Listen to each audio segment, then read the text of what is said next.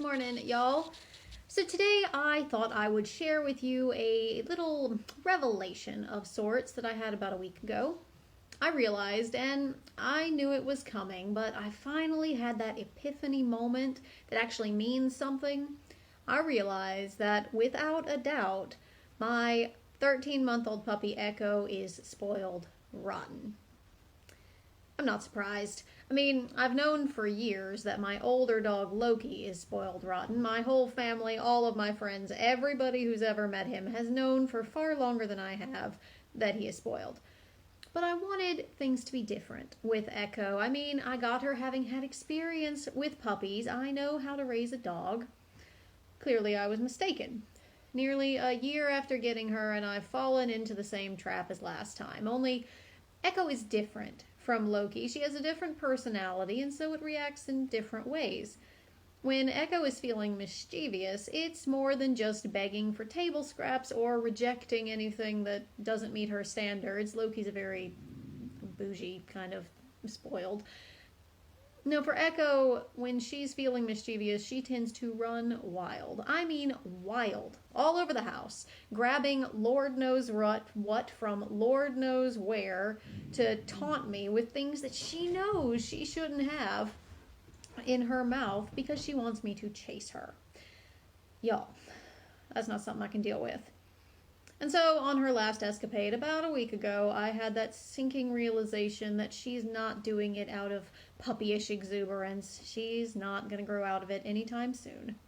No, she's doing it because she is spoiled. And y'all, here's the kicker. I'm the one who's let her get away with it. You see, as soon as I had this revelation, I went straight to the best source on how to fix it, the internet. And what the internet told me repeatedly was that the only way to manage a spoiled dog is to train her. Not only in the basic commands, but just to give her brain something to work on, to give her an outlet for that mental energy that puppies have especially. Now, admittedly, the past several months have made it pretty easy to not bother with training a dog, something I did do a bit of at the beginning and then promptly forgot about. But this is perhaps also the best time to work on training a dog. It's the perfect time to set up routines and to gradually build up her skills. But you see, the one thing about training a dog that makes it difficult is that it's not just the dog who has to be trained. It's more often the owner, which would be me, who has to learn how to stick to commit to the short little training sessions several times a week or day even, to work on responding differently to her when she's acting out, to try and be a better dog owner, which frankly makes sense. But it's training myself that's the hard part. If it was just a matter of telling her what to do and having her do it, well, that'd be one thing. But instead, I have to change my actions, and not only my actions, but my way of thinking, to slowly but steadily work to change hers. And it got me thinking about how much of our Christian life is also about that kind of training, the sort of training that we all work on in some part of our lives at some point. Clive mentioned running. The running he's been trying to work on lately, and Kath yesterday showed her sewing and crafting skills. So many of us have these hobbies, these skills that we've worked on slowly but surely over the years, gradually developing them into more than what they were, perhaps more than we ever expected them to be. And the same is true of our walk with God.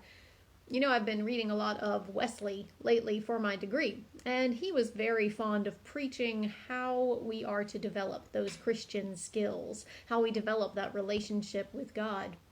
He called these ways the means of grace. They are the way that we open ourselves up to let God in.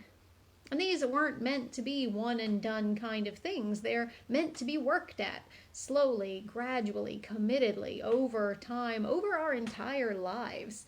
Some of the things he points to have become harder recently. Things like meeting together in a church, sharing the sacraments together, meeting in small groups, visiting people in need, and so on.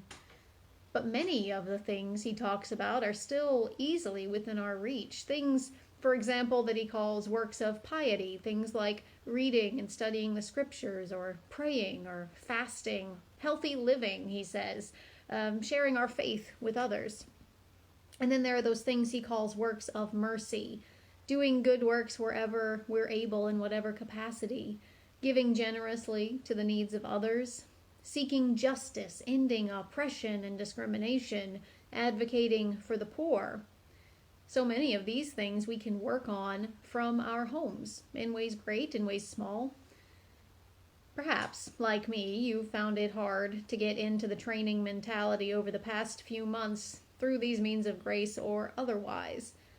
But perhaps, like me, you're starting to feel like it's about time to get back into it, to start something new, to gradually train ourselves to live better, committed lives for our own faith and for the faith and well-being of others. Paul says in 1 Corinthians that all athletes are disciplined in their training. They do it to win a prize that will fade away, but we do it for an eternal prize. So, I'd encourage you to think about your own training regime this week. What's one new thing you can add to the program? How can you work on growing in those means of grace, growing in your relationship with God and with each other? Maybe share your ideas with someone, with us in the comments if you're feeling brave. And let's all hold each other up. Let's hold each other accountable in going forward in our journey of faith.